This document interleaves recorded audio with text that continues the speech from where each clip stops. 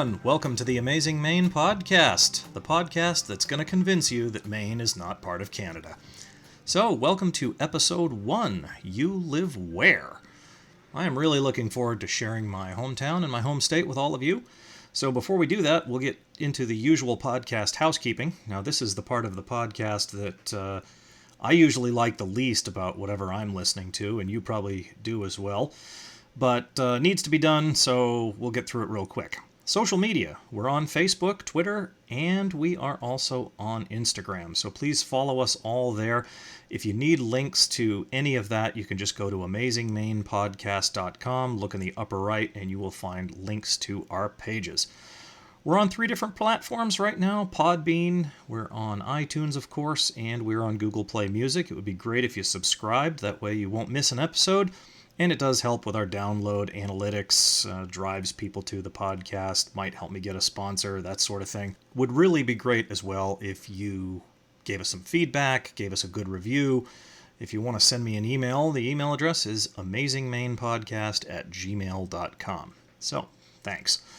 All right, on to the content. Why did I do an episode called You Live Where? Well, let me backtrack a little bit and tell you what my original idea was, and that was to start this whole podcast off with a list of facts about Maine. Now, if you're sitting there saying, well, that sounds really boring, you and my wife agree.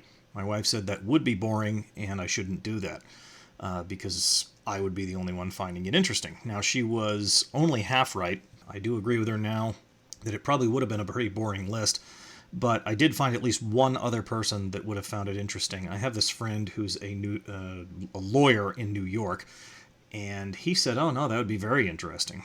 So judging that, going back to what my wife said, I've decided that for future episodes I will run it by both my wife and my New York lawyer friend. That is a double whammy right there, both a lawyer and someone from New York.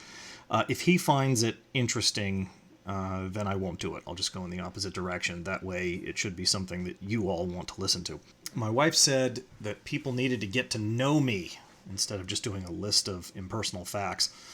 And if they got to know me and what I'm all about, then you'd be more likely to subscribe. And she's probably right. So you young guys out there that are thinking about getting married, do realize that at some point you are going to have to listen to your wife, because she probably will be right. Not about everything, but at least about podcasts and content, that sort of thing. So instead, I decided I was going to basically have a fact in each episode. Short little piece of history, that sort of thing, about the state of Maine. Tell you a little bit about the place, give you some knowledge, maybe you'll win at Trivial Pursuit, something like that. So for this first episode, I am going to tell you that Maine was the 23rd state to join the Union. A lot of people might think that, well, Maine is in New England, it's way up there in the Northeast, must have been one of the 13 original colonies. Well, not exactly, because until 1820, March 15th of 1820 to be exact, Maine was part of Massachusetts. So I guess in a way you could say we were part of the 13 original colonies, just not as our own, as a separate state. So as part of the Missouri Compromise, if you're looking back in your U.S. history that I'm sure you all remember so well, you remember things like the Gadsden Purchase, the Missouri Compromise, or the purchase of Alaska from Russia. Maine became its own state as part of the Missouri Compromise. Among other things that happened then, that was one of the outcomes.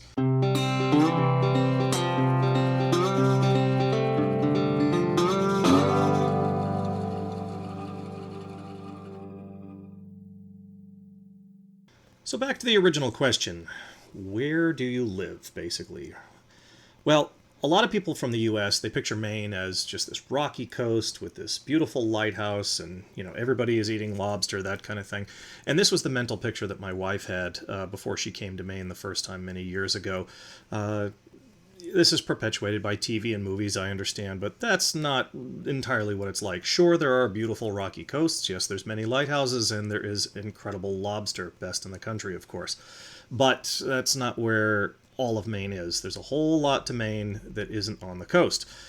When I was abroad in previous jobs, I did a lot of international travel, and there were a lot of people that, let's say in places like Seoul, South Korea, or Istanbul, Turkey, who didn't know, understandably so, they didn't know the geography of the U.S., so when they would ask where I'm from, I'd say, well, I live in the Northeast United States. And they would say, oh, you mean New York? And I would have to explain that no, there's more to the Northeast than just New York. And basically would have to show them on a map where Maine was. They most often had never heard of it, and they had no frame of reference. This is certainly understandable. But I would describe that it's a very rural state and that it's a lot of forest and that sort of thing. Give them an idea of the size. For example, it's about 90% the size of South Korea, but it only has about 1 million people, where South Korea had 50 million or so. This was quite surprising to them. Their second question usually was, why do you live there? Being that it's so far from everything and very, very rural. I don't just get this question from my international travels, though. I've also gotten this from family. I have a sister who lives in Boston, loves it there, and she calls the drive to my house the drive that never ends. Because once you get off the highway, which is quite a distance from here, you have to go a lot of back roads, and it just keeps going and going and going. I also have a mother-in-law who, I actually have two mother-in-laws. I'm not married to two people. Now, mind you, Maine is not that kind of place. But my wife's parents are remarried, so I have two mother-in-laws, which is awesome. One of the mother-in-laws refers to where I live as Little House on the Prairie, which is really kind of an odd moniker for it, because there's no prairie here in Maine. If you're looking at a map of the U.S., the prairie is somewhere out in the middle, and we don't exactly have fields of wheat outside. However, we do often have chickens and honeybees, and she thinks that we eat various animals. Her late husband once thought that he was fed muskrat or possum or something like that at our dinner table. He was not, although we haven't always told him what he is eating when it comes to game meats. So I live in the town of Andover, Maine. And Andover, Maine is a town in Oxford County. If you're looking at a map of Maine, it's very, very roughly near the New Hampshire border, not too far from Mount Washington, and sort of in the corner where Maine, New Hampshire, and Canada come together. We can be in Canada in a little over an hour or so. Town's about 800 people. That's very rough. Depends on the season, of course. In the winter it goes up, in the summer it goes up, so it dips down in different seasons according to who's coming here for vacation or who's heading out of town to avoid the snow. It's in a section of the state known as the Western Maine Mountains, or the River Valley. So we're close to some major ski areas. We're close to a couple of paper mills, or former paper mills, that sort of thing. There's only a few roads into town and a few roads obviously out. So if you're not coming by one of those, or by the Appalachian Trail, which, if you don't know what that is, it's a hiking trail that goes all the way from Georgia to Maine. If you're not coming by one of those few roads or the AT, then there's not much way to get here.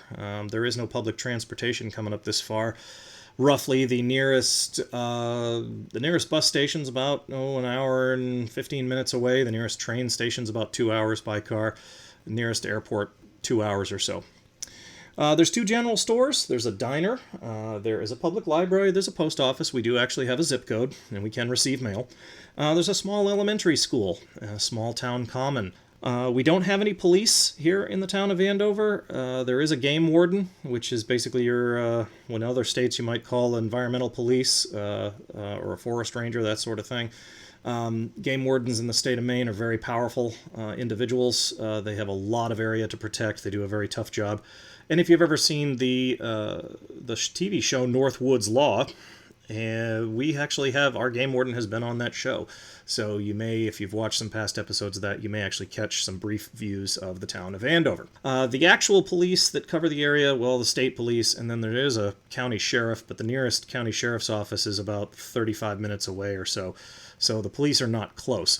We do very thankfully have a volunteer fire department and an ambulance here in town that will get you to the hospital, which if you need it. And speaking as someone who has done something dumb enough to take a ride in the ambulance, they provide a very good service for a very small town. So great people there on the Andover Fire Department. Now, have you ever heard of anyone from the town of Andover? Well, yes, you may have, actually. So there is a couple of famous people that came from the town of Andover. They're brothers, actually, and their last name is Poor. John Poor was famous mostly within the state or the region. He was instrumental in a big part of the rail system that's in the state and getting products off the coast and into other parts of the state and the country. So if you're a rail enthusiast, you may have heard of John Poor and his efforts in the Maine and Northeast rail systems. His brother, Henry, however, founded a financial institution which is now known as Standard & Poor's. So if you've ever heard of the S&P 500 in the stock market, then you have heard of someone from Andover. They were born back in the 1800s, and two of the famous sons, you might say, from the town of Andover. Another thing that the town is known for in technology is the Telstar satellite, which transmitted some of the first commercial television and telecommunications signals around the globe. One of the receiving stations was here in Andover, and it is still in operation, though not in the way it was in the past.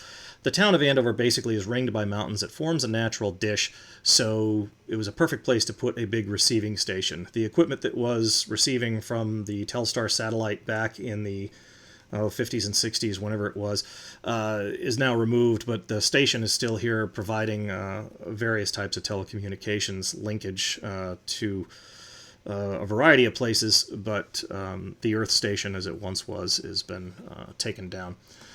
What kind of stuff goes on in the town of Andover? Well, town meeting. We have a couple of those a year. That's where the town comes together and the town voters and taxpayers form the legislative body of the town, and we vote on a variety of issues, the school budget, budgeting for road construction, that sort of thing, or road maintenance, I should say.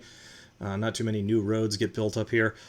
That happens a couple of times a year, and it sometimes can get testy, sometimes can get interesting, and sometimes it can go on for very, very long into the late hours of the night if there's a lot of arguments on issues. We don't have a mayor in this town. We do have a select board, which is basically kind of more of a northeastern thing. It's basically 3 townspeople that handle the executive part of town government, whereas the rest of the townspeople form the legislature, if you're really into politics. We also have a summer concert series, which I'm hoping to talk to some people on in a future episode. Basically, every 2 weeks in the summer, the town and people from outside of town come to the town common, basically the town square, and lay out blankets and put out chairs and listen to some great music. Local bands and regional bands come in, and we get to hear some terrific music here right near our homes and everything. It's a wonderful thing. The kids all come together and run around and chase each other all over the place while the parents try and get a few minutes of peace and quiet to listen to the music. We also do have a town festival. It's called Old Home Days, and it's in the first weekend of August. And this is where that fire department actually gets to put its trucks out on the road and turn on its sirens and stuff like that. There's all kinds of interesting things that go into the parade. There's a gentleman in town that has a bunch of World War II vehicles, so tanks literally roll through the town, belching smoke and denting the road. It's pretty awesome. There's a lot of activities and pie eating contests for the kids. There's a lot of vendors in town. There's little homemade train rides for the kids, that sort of thing. One of the things that has actually gotten the town into national news is on the Saturday of that weekend in the afternoon, there are lawnmower races. And if you're wondering what that could be, it's exactly as it sounds like. It's a bunch of guys that have taken riding lawnmowers and changed a few things under the hood, so to speak, to make them go a lot faster. And they put on helmets and they go around a dirt track ringed with pickup trucks and spare tire, old tire barriers, and it is redneck heaven. So that was on some national newscasts over the last couple of years. It's pretty crazy. Thankfully, no one's been seriously hurt yet, but if you ever want to come and see something just absolutely mind-blowing and see just how fast people can make a lawnmower go, I recommend you come up in early August to Old Home Days and watch the lawnmower races. So if you've made it this far, you might be saying, hold on a second, that guy doesn't have a Maine accent. He can't be from Maine. Well, no, I'm not originally from Maine. I just live here. I've been living here for about 16 years. I am what locals might call from away, and from away means I was born somewhere else and brought here. Now, all my children were born here, but by Maine rules, they're not natives either. They're somewhere in kind of an in-between period. Maybe my grandkids or great-grandkids could say they're Mainers if they were all born here, but Mainers are pretty particular about that, whether they're a native or not. I was unfortunately born in the state of Massachusetts, so I have to assume a submissive pose whenever I admit this to anyone who is originally from Maine. But basically, Maine has been my home, and I've for 16 years, and I've wanted to live here my whole life. My family has been vacationing here since I can remember. My father was stationed here in the Navy, and basically this is what brought me here initially was a job 16 years ago, and when the company relocated, we had built a family and we stayed. And we think the state is pretty amazing. We love it. We love the town we live in. I thank you for listening, and I'm really glad I'm going to get to share all this with you. I've got a lot of great stuff lined up for coming episodes, so I hope you'll subscribe. I hope you'll give us a review. I hope you'll join us on social media, and thank you for letting me share the amazing state of Maine with all of you. Bye-bye, folks.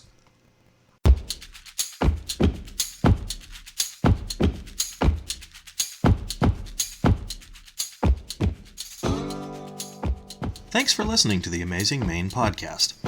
Faulty recording, bad editing, and substandard technical knowledge are all provided by me, Scott, your host. Interruptions are provided by my children, a family dog that can't come to grips with Maine wildlife or delivery drivers, and my own ninja-like mastery of procrastination. You can help promote the podcast by visiting our website at www.amazingmainepodcast.com and on social media. We're on Facebook, Twitter, Instagram, and something called Pinterest. Who knows, maybe with some luck, I could get some sponsors and even buy a decent microphone. Thanks for your help, everyone. Have a great day.